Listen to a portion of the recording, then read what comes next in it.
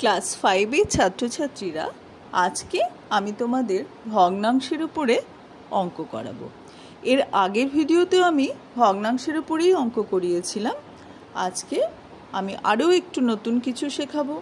অর্থাৎ তোমাদের যদি কেউ অনেকগুলো ভগ্নাংশ দিয়ে দেয়, দিয়ে বলো তো কোনটা ছোট আর কোনটা বড়, তোমরা যাতে দেখে বুঝতে পারো বা অঙ্ক কষে বলে দিতে পারো কোনটি বড় আর কোন ভগ্নাংশটি ছোট।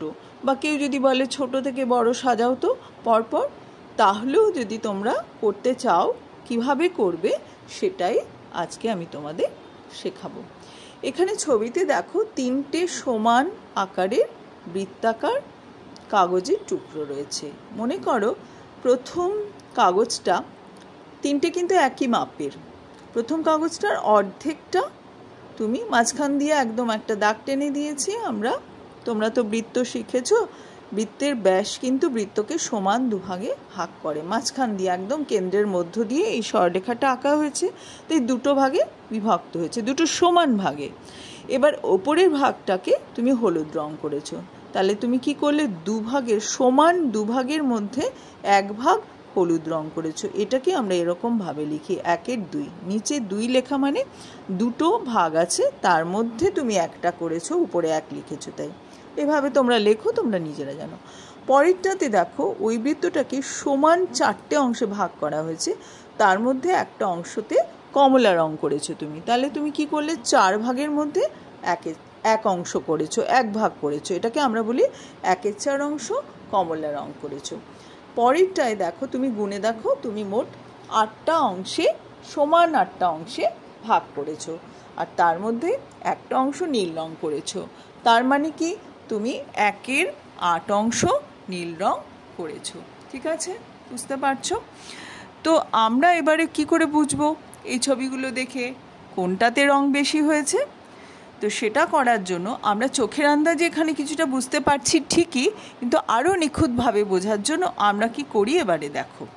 তাহলে এই সংখ্যাটা কি ছিল? আমরা কত অংশ রং করেছিলাম? হলুদ রং 1/2, কমলা রং 1/4 আর নীল রং 1/8 অংশ করেছিলাম। সেই অংশগুলো লিখলাম। এবার তোমরা জানো ভগ্নাংশের উপরের অংশটাকে বলে লব আর নিচেরটাকে বলে হর। অর্থাৎ 1/2 1 হচ্ছে লব, 2 হচ্ছে হর। তাহলে এখানে 4 হচ্ছে হর, 8 হচ্ছে হর। ওপরে দেখছি লব সবকটাতেই 1 আছে, হরগুলো আলাদা। আর একটা জিনিস আমরা দেখতে পাচ্ছি মজার ব্যাপার, যে 8 কিন্তু 2-এর গুণিতক, অর্থাৎ 2কে 4 দিয়ে গুণ করলে তো 8 হয়, আবার 8 কিন্তু 4-এরও গুণিতক। গুণিতক কাকে বলে তোমরা জানো, তবুও বলে দিই। কোনো সংখ্যাকে যদি আমরা 1 2 3 4 5 6 দিয়ে গুণ করি, তাহলে যে গুণফলগুলো পাই সেটাকে আমরা বলি হচ্ছে গুণিতক। তো 2কে 4 দিয়ে গুণ করে 8 পেয়েছি, তাহলে 8 হচ্ছে 2-এর গুণিতক, আবার 8 4-এরও গুণিতক। এরকম থাকলে আমরা কি করব, প্রত্যেকটা ভগ্নাংশকে, যেমন ধরো 1/2, সেই ভগ্নাংশর তলায় যেটা আছে অর্থাৎ হর তো 2 আছে, 2কে আমাদের 8 করতে হবে, একই হর করে নিতে হবে, সবগুলো ভগ্নাংশের তলায় যেন 8 থাকে। তো 2কে 8 করতে গেলে আমরা 2কে কী করতে হবে? 4 দিয়ে গুণ করতে হবে, 4 2 8। এবার যেহেতু হরকে 4 দিয়ে গুণ করেছি, লবকেও 4 দিয়ে গুণ করতে হবে, অর্থাৎ 1 গুণ 4। অর্থাৎ 1/2, আমি বইতে এটা লেখা নেই, আমি এখানটা লিখে দিচ্ছি, 1/2 সমান সমান আমরা কি লিখব? 1 গুণ 4, আর নিচে লিখব 2 গুণ 4। এবার তুমি বলতে পারো যে কেন উপরেও 4 দিয়ে গুণ করা হলো? নিচটায় তো আমাদের হরটা সমান করার দরকার ছিল, লবটাকে তো না করলেও হতো। অবশ্যই করতে হবে, কেননা এখানে একটা সমান চিহ্ন দেওয়া আছে। 1/2 সমান যাতে এটা হয়, সমতুল্য ভগ্নাংশ যাতে হয়, সেটা করতে হবে। এটা আগে তোমাদের শিখিয়েছিলাম যে লব আর হরকে যদি সমান সংখ্যা দিয়ে গুণ করি, ভাগ করলেও হবে, সমান সংখ্যা দিয়ে যদি গুণ করি, তাহলে যে ভগ্নাংশ, নতুন ভগ্নাংশটা পাই, সেটা আগের ভগ্নাংশের সমতুল্য হয়। এটার কারণটা কি, যুক্তিটা কি? তুমি দেখো কোনো সংখ্যাকে 4/4 তুমি উপরেও 4 দিয়ে গুণ করছো, নিচেও 4 দিয়ে গুণ করছো, তার মানে কি 4/4 দিয়ে গুণ করছো। এবার 4/4 মানে কি 1, 4কে 4 দিয়ে ভাগ করলে তো 1 হয়, সেই 1 দিয়ে যদি কোনো ভগ্নাংশে গুণ করি তাহলে তো সেটা একই থাকে। সেই জন্য উপরে আর নিচে সমান সংখ্যা দিয়ে গুণ করলে কিন্তু ভগ্নাংশটা একই থাকে। তাই 1/2কে আমরা লিখতে পারলাম 4/8। এরকম করে 1/4কে কী লিখব? 4কে 2 দিয়ে গুণ করলে তো 8 হয়, তাই নিচে 2 দিয়ে গুণ করব, আবার ওপরেও 2 দিয়ে গুণ করব। তাহলে 1-এর 4, এখানে যদি আমি ছোট্ট করে 1-এর 4 বইয়ে লিখি, 1-এর 4 সমান সমান হয়ে গেল 2-এর 8। আর 1-এর 8টা কী হবে? 8 তো নিচেই আছে, তাহলে 8কে 8 রাখতে গেলে 8কে 1 দিয়ে গুণ করতে হয়, তাহলে ওপরেও 1 দিয়ে গুণ করতে হয়। তাহলে 1-এর 8 সমান সমান 1-এর 8। ঠিক আছে, 1-এর 8কে আমরা এরমভাবে লিখলাম। তাহলে দেখো এবার 1-এর 2 মানে হচ্ছে 4-এর 8, 1-এর 4 মানে হচ্ছে 2-এর 8, আর 1-এর 8 মানে তো 1-এর 8ই। তাহলে আমরা দেখতে পাচ্ছি সবগুলোর তলায় হচ্ছে হর 8 আর লবগুলো আলাদা। তো তাহলে যেটা লব সবচাইতে কম সে ছোটো হবে, 1-এর 8 ছোটো হবে, তারপরে 2-এর 8 হবে, তারপরে 4-এর 8 হবে। সেই জন্য আমরা এরকম সাজিয়ে লিখেছি 4-এর 8, তারপরে এই গ্রেটার দ্যানের চিহ্ন, এটাকে আমরা বৃহত্তর চিহ্ন বলি, যেটা খোলা মুখটা যার দিকে থাকে সে হচ্ছে বড়। তাহলে 4-এর 8 2-এর 8-এর থেকে বড়, 2-এর 8 আবার 1-এর 8 থেকে বড়। তো এটা আমরা প্রথমে এখান থেকে পেলাম, কিন্তু আমাদের অরিজিনালি সংখ্যাগুলোতে এটা ছিল 1-এর 2 সমান হচ্ছে 4-এর 8 আমরা বার করেছি, 1-এর 2 এর সমতুল্য ভগ্নাংশ হচ্ছে 4-এর 8। তো আসল ভগ্নাংশটা 1-এর 2 ছিল, অঙ্কে বলা ছিল। সেই জন্য আমরা 4-এর 8-এর জায়গায় এখন আবার সেই 1-এর 2 লিখব, 2-এর 8-এর জায়গায় 1-এর 4 লিখব, আর 1-এর 8-এর জায়গায় 1-এর 8 লিখব। তাই এইভাবে লিখব 1-এর 2 বৃহত্তর 1-এর 4, 1-এর 4 বৃহত্তর 1-এর 8। এবার তোমরা যদি ভালো করে খেয়াল করো, দেখো লব সবগুলোর উপরে 1 ছিল আর হর আলাদা ছিল। যে হরটা সবচাইতে ছোট ছিল সে কিন্তু সবচাইতে বড় সংখ্যা হয়েছে, তারপরে যে একটু বড় ছিল সে আর একটু মানে 1-এর 2-এর থেকে একটু ছোট হলো, তারপরে তার থেকেও বেশি ছোট হলো হচ্ছে 1-এর 8। অর্থাৎ একই লব বিশিষ্ট ভগ্নাংশে যেটার হর ছোট সেই ভগ্নাংশটা হয়ে যাবে কিন্তু বড়। ঠিক আছে, এ সবচাইতে বড়, তারপরে বড় এ, তারপরে হচ্ছে এ, অর্থাৎ এ সবচাইতে ছোট, মানে ছোট ভাই মেজো ভাই বড় ভাই, বা ছোট বোন মেজো বোন বড় বোন। বুঝতে পেরেছ? এরকম করে তাহলে আমরা শিখলাম একই লব বিশিষ্ট ভগ্নাংশে যেটির হর ছোট সেই ভগ্নাংশটি বড় হয়, আর যেটার হর বড় হবে সেই ভগ্নাংশটি ছোট। দেখো 8 সবচাইতে বড়, তাই 8 সবচাইতে ছোট, মানে 1-এর 8 সবচাইতে ছোট।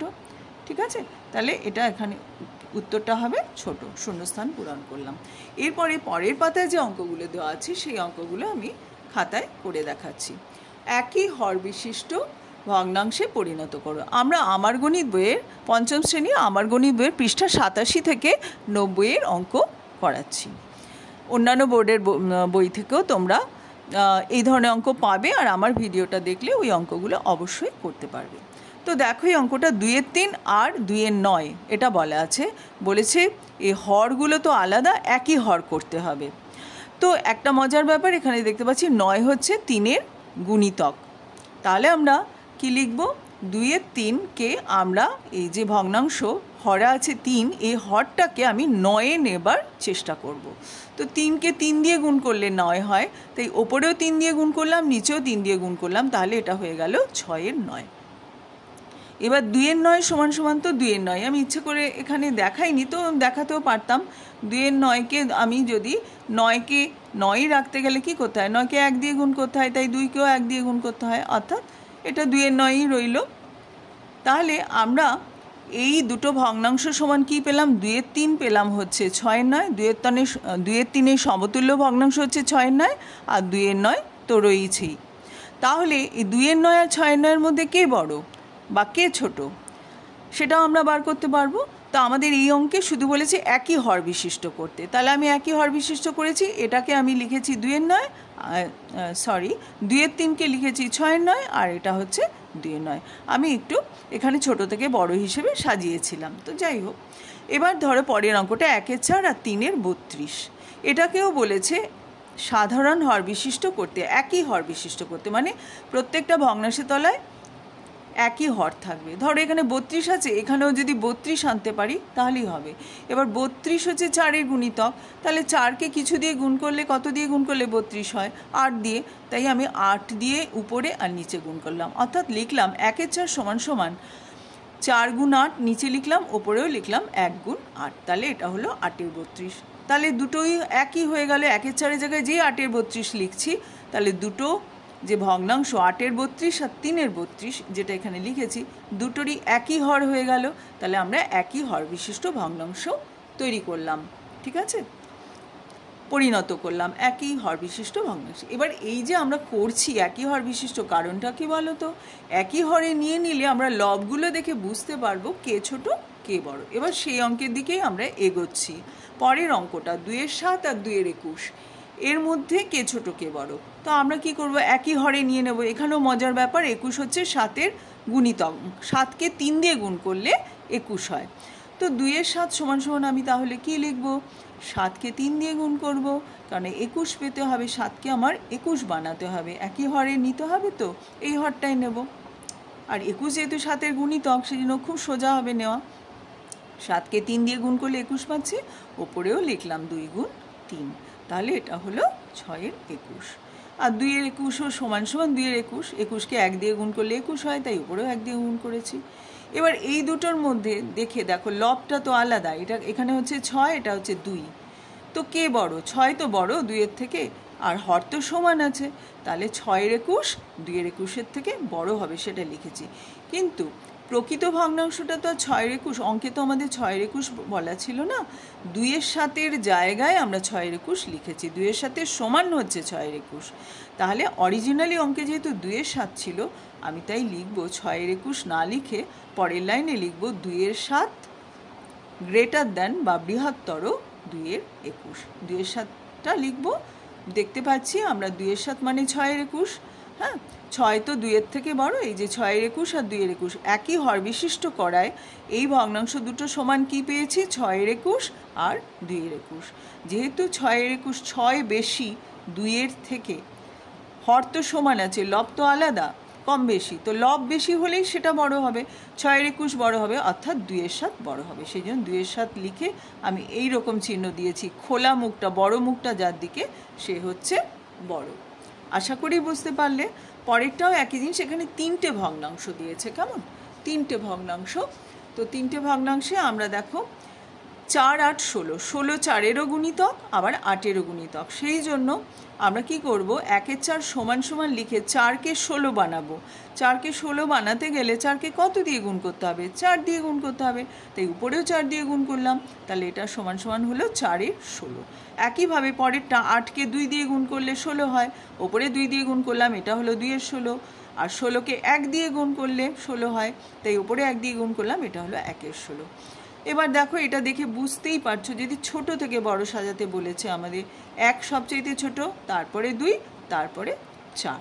তো সেই জন্য আমরা কমা দিয়ে ছোট থেকে বড় বলে কমা দিয়ে 1-এর 16, 2-এর 16, 4-এর 16 লিখেছিলাম। অর্থাৎ 1-এর 16 মানে কি 1-এর 16, 2-এর 16 মানে কি 1-এর 8, আর 4-এর 16 মানে 1-এর 4। তাই এটাই হচ্ছে উত্তর হবে, ঠিক আছে, এটাই কিন্তু আনসার। দেখতে পাচ্ছ, এইটাই হচ্ছে আসল আনসার। এবার এটাকে আমি এভাবেও চিহ্ন দিয়ে লিখতে পারি, এই যে ছোট বড় চিহ্ন যে তোমাদের শিখিয়েছি, সরু মুখটা যার দিকে থাকে সে হচ্ছে ছোট, এটা সবচেয়ে ছোট ছিল, তারপরে এটা ছিল, তারপরে এটা, আমরা এইভাবে লিখলাম। আমার মনে হয় তোমরা বুঝতে পেরেছো। ভালো করে ভিডিওটা বারবার চালিয়ে শুনবে, তাহলে কিন্তু যে জায়গাটা বুঝতে পারছো না আবার শুনে নিয়ে ভালো করে বুঝে নেবে। পরের অঙ্কটা একই রকমভাবে দেখো 3-এর 5 আর 4-এর 25। 25 হচ্ছে 5-এর গুণিতক, তাই 5কে 25 বানিয়েছি আর 25কে 1 দিয়ে গুণ করেছি, এটা তোমরা দেখে নেবে। এবার পৃষ্ঠা 89, 1-এর 3 আর 1-এর 2-এর মধ্যে কোনটা বড় কোনটা ছোট বার করতে হবে। এখানে মজার ব্যাপার, 3 আর 2 কিন্তু আলাদা হর আর কেউ কারো গুণিতক নয়। এরকম ক্ষেত্রে কি করতে হবে, এই সংখ্যাগুলোর লসাগু অর্থাৎ লঘিষ্ঠ সাধারণ গুণিতক বার করে নিলে আমরা সাধারণ হর বিশিষ্ট করব, একই হর হয়ে যাবে। 3 ও 2-এর লসাগু দেখো হচ্ছে 6। কি করে বার করেছি দেখো, 3-এর গুণিতক 2-এর গুণিতক সাধারণ গুণিতক লিখলাম, তার মধ্যে সবচেয়ে ছোট হচ্ছে 6 লঘিষ্ঠ, তাহলে 6। এবার 6কে হর করতে হবে, অর্থাৎ এখানে 1-এর 3 আছে, দেখো 3কে আমরা 6 বানাবো, তাহলে কত দিয়ে গুণ করব, 2 দিয়ে গুণ করব, ওপরে নিচে 2 দিয়ে গুণ করলাম, তাহলে এটা হয়ে গেল 2-এর 6। আর 1-এর 2কেও 6 বানাবো, 2কে 6 বানাবো, তো 2কে 3 দিয়ে গুণ করেছি, তাই ওপরেও 3 দিয়ে গুণ করতে হলো, তাহলে এটা কি হয়ে গেল 3-এর 6। 2-এর 6 আর 3-এর 6-এর মধ্যে এইটা হচ্ছে ছোট, কারণ 2 হচ্ছে ছোট সংখ্যা আর 3 হচ্ছে বড় সংখ্যা, নিচে তো সেম আছে 6, 6। তাহলে 2-এর 6 ছোট, তার মানে 1-এর 3 হচ্ছে ছোট, 1-এর 3 ছোট আর 1-এর 2 হচ্ছে বড়। 3-এর 6 মানে তো 1-এর 2, 1-এর 2 বড়। এটাকে আমরা এইভাবে চিহ্ন দিয়ে লিখলাম। বুঝতে পারলে তোমরা? তো চলো আমরা পরের অঙ্কগুলো করি। আমাদের পরবর্তী পৃষ্ঠায় যে 2-এর অঙ্কটা রয়েছে, 2-এর 5 ও 3-এর 7-এর মধ্যে কোনটি ছোট, সেখান থেকে আমরা অঙ্কটা করেছি। এইখানে দেখো হর হচ্ছে 5 আর 7। 5 একটা মৌলিক সংখ্যা, 7ও একটা মৌলিক সংখ্যা। এবার এরা পরস্পর মৌলিক, এদের মধ্যে কোনো সাধারণ গুণিতক নেই। এরকম ক্ষেত্রে 5 আর 7 গুণ করলেই আমরা লসাগু পেয়ে যাই। তাছাড়া তোমাদের লসাগু যেভাবে শিখিয়েছি সেভাবেও যদি তোমরা এরকমভাবে করতে যাও, দেখবে 5 দিয়ে শুধু এটাকে ভাগ করা যাচ্ছে, 7কে করা যাচ্ছে না, আবার 7 দিয়ে করো 1 1, এরকম করে লসাগু শিখেছি। তাহলে 5 গুণ 7 এভাবেও হয়। এছাড়াও জেনে নিলে পরস্পর মৌলিক সংখ্যা হলে আমরা সংখ্যা দুটো গুণ করলে লসাগু পেয়ে যাই। তাহলে 2-এর 5কে, তো দুটো সংখ্যা আছে, একই হর করতে হবে। তাহলে 5কেও 35 বানাতে হবে, 7কেও 35 বানাতে হবে। তাহলে 2-এর 5 সমান সমান কী লিখব? 5 গুণ 7, তাহলে ওপরেও 2 গুণ 7, এটা হলো 14/35। 3-এর 7কেও 7কে 35 বানাবো, অর্থাৎ 7কে 5 দিয়ে গুণ করবো, তাই ওপরেও 5 দিয়ে গুণ করলাম, তাহলে এটা হলো 15/35। এই দুটোর মধ্যে তাহলে 14টা হচ্ছে ছোট, তাই 14/35 ছোট, অর্থাৎ 2-এর 5 ছোট আর 3-এর 7 বড়, তাই আমরা এরকমভাবে লিখলাম। পরেরটা একই হর বিশিষ্ট ভগ্নাংশে পরিণত করো। একইভাবে 5 আর 8-এর লসাগু করেছি 40, এটাও পরস্পর মৌলিক সংখ্যা, একই রকমভাবে করেছি, তোমরা দেখে নাও। এরপরে 4-এর অঙ্কটা, এখানে 3টে দিয়েছে ছোট থেকে বড় সাজাতে। 2, 3, 5 আছে হরে, এগুলোও পরস্পর মৌলিক সংখ্যা। এই 3টে সংখ্যা গুণ করলেই আমরা লসাগু পাই 30। তাও এখানে আমি লসাগু করে দেখিয়েছি। তাহলে 1-এর 5, 5কে বানাতে হবে 30, যেহেতু লসাগু হচ্ছে 30, এই যে লসাগু এখানে 30 দেখিয়ে দিয়েছি। 5কে 6 দিয়ে গুণ করলে 30 হয়, ওপরেও 6 দিয়ে গুণ করলাম, এটা হলো। 2কে 30 বানাতে গেলে 15 দিয়ে গুণ করতে হবে, ওপরেও 15 দিয়ে গুণ করলাম, ঠিক আছে? তাহলে 15 30 হলো। 3কে 30 করতে গেলে 10 দিয়ে গুণ করতে হবে, উপরেও 10 দিয়ে গুণ করলাম, এটা হলো 20 30। এবার ছোট থেকে বড় সাজাতে বলেছে, 6 সবচেয়ে ছোট, তারপরে 15, তারপরে 20। তাই জন্য 1-এর 5 প্রথমে লিখলাম ছোট থেকে বড় সাজিয়ে, তারপরে 1-এর 2 লিখলাম, তারপরে 2-এর 3 লিখলাম, আর চিহ্ন দিয়ে লিখলে এইভাবে লিখতে হয়। আচ্ছা, এরপরে 4-এর ঘয়ের অঙ্কটা, এখানেও 3টে ভগ্নাংশ দেওয়া আছে, এখানেও হরগুলো আলাদা, 2 3 5, এরাও পরস্পর মৌলিক সংখ্যা। আগের পাতাতেই 2 3 5-এর লসাগু করে দেখিয়েছি 30। তাহলে 2কে 30 বানাতে হবে, 1-এর 2 সমান সমান কী লিখব? 2 গুণ 15, 2কে 15 দিয়ে গুণ করলে 30 হয়, ওপরেও 15 দিয়ে গুণ করলাম, তাই হলো 15/30। 1-এর 3, 3কে 10 দিয়ে গুণ করলে 30 হয়, তাই ওপরেও 10 দিয়ে গুণ করলাম, এটা হলো 10-এর 30। 4-এর 5, 5কে 6 দিয়ে গুণ করলে 30 হয়, 5 6 30, তাই ওপরেও 6 দিয়ে গুণ করলাম, এটা হলো 24-এর 30। ছোট থেকে বড় সাজাতে গেলে আমাদের কি সাজাতে হতো? আগে 10, তারপরে 15, তারপরে 24। তো এটা এমনি লিখে নিয়েছি, কিন্তু 10-এর 30 মানে কি? এটা হচ্ছে 1-এর 3। 15-এর 30 মানে কি? অঙ্কে কি দেওয়া ছিল? 1-এর 2। আর 24-এর 30 মানে কি ছিল? 4-এর 5। কাজে ছোট থেকে বড় সাজালে এটা কিন্তু উত্তর, এটা কিন্তু আসল উত্তর নয়, এটার থেকেই উত্তর বেরিয়েছে। উত্তর, আসল উত্তর কিন্তু এটা। এই লাইনটা লিখতে ভুলো না। এইটুকু করে ধরো তুমি থেমে গেলে, তারপরে তুমি আর পরেরটুকু লিখলে না, তা কিন্তু হবে না। তোমাকে এটা লিখতে হবে 1-এর 3, 1-এর 2, 4-এর 5, ছোট থেকে বড়, অথবা চিহ্ন দিয়েও তুমি লিখতে পারো। ছোট থেকে বড় তো তুমি এরকম চিহ্ন দিয়েও লিখতে পারো। তাহলে এই হলো আজকে আমাদের ভিডিওটা, আমরা এখানেই শেষ করব। আমরা বুঝিয়ে দিলাম যে অনেকগুলো ভগ্নাংশ দেওয়া থাকলে কে ছোট কে বড় কি করে আমরা বুঝতে পারি। তোমাদের যদি ভালো লাগে, তোমরা যদি বুঝতে পারো, বন্ধুদের শেয়ার করো, তাহলে তারা শিখতে পারবে। আর লাইক করো। আর নতুন করে যদি কেউ দেখছো আজকের ভিডিওটা নতুন তোমরা দেখছো, তাহলে আমার চ্যানেলটা অবশ্যই সাবস্ক্রাইব করে নিও। Thank you. এর পরবর্তী ভিডিওতে আমি পরবর্তী পাতার অঙ্কগুলো তোমাদের করাবো। আর আমার ভিডিওতে প্লেলিস্ট থেকে তোমরা দেখে নিতে পারবে যে ক্লাস 5-এ কতগুলি ভিডিও আমি বানিয়েছি। কাজে যেটা যেটা দরকার পৃষ্ঠা অনুযায়ী বা সাবজেক্ট মানে বিষয় অনুযায়ী যা আছে, অধ্যায় অনুযায়ী আমাদের অঙ্কগুলো করানো আছে, তোমরা দেখে নিতে পারবে। বা তোমাদের পরিচিত বাড়িতে দাদা দিদি থাকলে যারা উঁচু ক্লাসে পারে, ধরো ক্লাস 5 থেকে 10 অবধি কিন্তু আমার অনেক ভিডিও আছে, সেগুলোও তারা দেখে নিতে পারবে।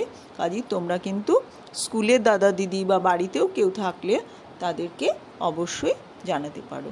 এখানেই শেষ করছি। ভালো থেকো। Thank you.